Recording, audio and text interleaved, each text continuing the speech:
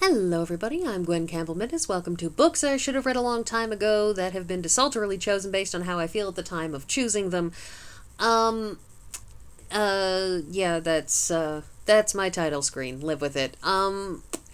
Anyways, so this is the second Ellis Peters book, from the, Sergeant Felse series. That is the second book that I have read. This is from somewhere in the middle of the series. The first one that I read, chosen effectively at random because I was just handed these two books all those many Christmases ago. So the first one that I read was like at the end of the series, and this is somewhere in the middle. But it's just these two books because these are the ones that I got as presents, so these are the ones that I ought to have read. So the Grass Widow's Tale of the Sergeant Felse Investigates has almost no Sergeant Felse in it. This is taking place instead as what we would call in the sci-fi biz a Lower Decks episode. That is, it's not about Sergeant Felse. This is about his wife solving a mystery. And this book opens with her having a midlife crisis. She's just turned 40, and I have been there, and she had that, that moment of staring down the barrel of your own mortality that can happen when you hit, 40, because the thing about 40 is very much midlife in that 40 is when you look and you say, I've got 40 years behind me and roughly 40 ahead. Odds are good when I turn 80, odds are good 80 is approximately time of death. Obviously, people live to be older than that. Some people live to be much younger than that, but 40 is kind of really very much a specific midway point. 45 is kind of the latest of, like, the actual midway point. Sure, these days we like to consider 50 to be midlife, but let's be honest, it's 40 to 45. When you're talking about the actual mathematical midway point, obviously with the approximations and the not knowing whether you're going to get hit by a bus tomorrow. And she has that moment of something that haunts a lot of people in fiction and in real life, something that haunts, say, Ron Weasley and Harry Potter. That is, I am not a person who is known in my own right by people. Hey, Ron Weasley is known as Harry Potter's best friend, Fred, George, Percy, Bill, and Charlie's youngest brother, as the youngest Weasley boy, as anything but himself. He's not Ron, he is these things that he is to other people. It's a thing that we see in A League of Their Own, the movie starring Gina Davis, but Gina Davis is not the point here. Gina Davis is the older sister, but the younger sister, Dottie's younger sister, Kit, is very much known not as Kit, not as the person that she is known as Dottie's younger sister. She's, it's always, hey Kit, why can't you get your older sister to teach you how to hit? And as she says to her sister, and while this may be an exaggeration, one can often feel this way. She says, don't you hear how Dad introduces us to people? This is our daughter, Dottie. This is our other daughter, Dottie's sister. They should have just had you and got a dog. And the thing about that is there is something very, very upsetting in feeling as though people don't know you as a person, they know you as merely what you are to other people. And this is something that has struck housewives a great deal historically, and Bunty Felse, Bernarda, to give her her proper name, is somebody who she had potentially a career on the stage as a singer, that she was apparently an up-and-coming, well-known soprano when she met George Felse and wound up marrying him and leaving showbiz and becoming his wife, is that having left that behind, she is now George Felse's wife. She is Dominic's mother. She is not Bernarda Felse. She is this woman who is what she is to other people, not a standalone in and of herself. And she has this moment of crisis where she, looks at things and sort of feels that momentary emptiness and panic that a lot of, in particular, housewives have been known to feel, that sense of, I am not a person, I am a wife and mother, but not someone in and of myself. And that's how she winds up having her adventure, in effect, is she decides she's going to go to a pub just to be out of the house, just so that she's not sitting alone in the dark, panicking, and, chewing this over and getting herself worked up, that she decides she needs to go somewhere and do something before she works herself into a lather. And so she goes and she runs into a young man and they get to talking, and it's not a romantic thing. It's just she sees this younger man, he's in his mid-late 20s, and, he looks miserable and she feels bad for him and just wants to help him out.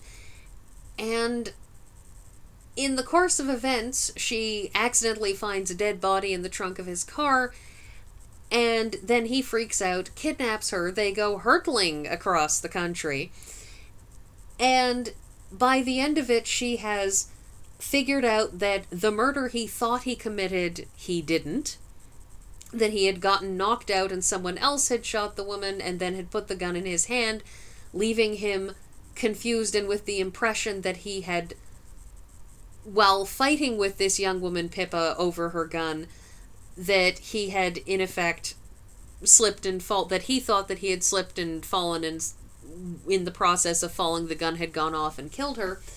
But Bunty figures out that no, he got knocked over the head, someone else shot her, and then set him up to take the fall for it.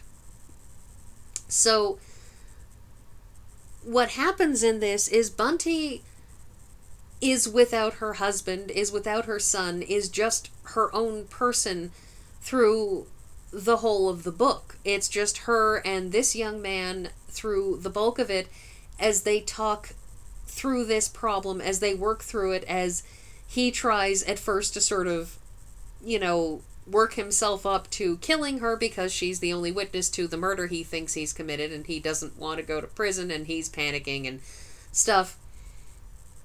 And the thing is that her having this adventure, this whole thing where she and the young man, they share this experience together, and throughout it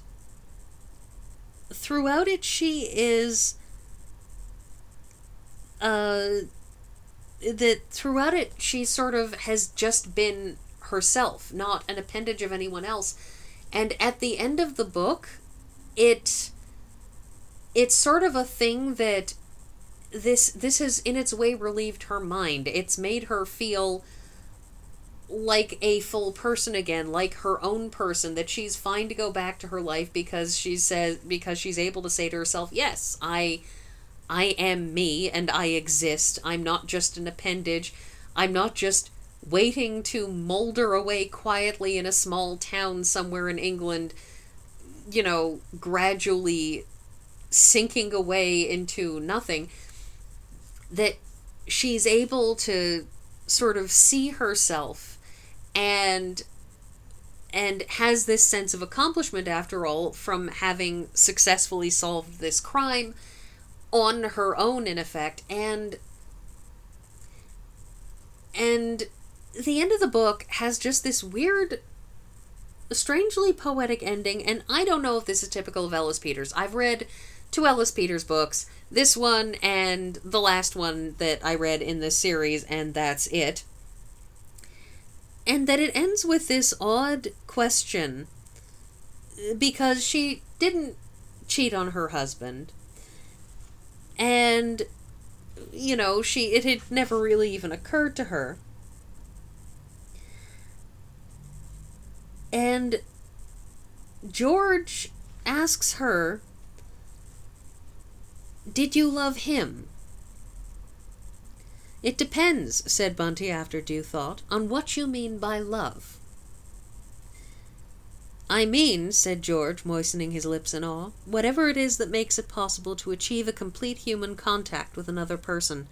Maybe only for 3 minutes on a crowded bus. I mean the thing, whatever it is, that suddenly makes you move in on someone else's need and strike clean through conventions into their hearts so that there'll always be a link between you, even if you never meet or even think of each other again. I mean the communicated warmth that keeps people alive, the most universal and generous thing there is, not the narrowest. Not sexual love, not married love, not platonic love, not filial love. Nothing that has to be qualified. The absolute. I mean love. "Then yes," said Bunty, "I loved him." I have edited a few bits here and there. But the point is that it's a very strangely poetic thing, especially in a book that has been muchly about two people desperately trying to figure out whether one of them killed somebody else and why she was killed and who killed her and motivations, and there's been a lot of talk of just depression and aloneness at the start, and instead we get this oddly romantic, and I don't mean romantic as in lovey-dovey stuff. I mean romantic more in the fine drama of the romantic period of art, that sort of that high fever pitch of emotion sort of romantic. That it's this very unexpected thing. I should probably read more Ellis Peters to know whether this is typical or not. I don't actually know whether Ms. Edith Pargeter, who worked under Ellis Peters as a pen name, tended to do a lot of that. As I said, I've only read these two Ellis Peters books. So this is an odd one for me. As I said, part of it is because this is a Lower Decks episode, so it's not probably a less good look at Sergeant Felse because, well, Sergeant Felse isn't really in it.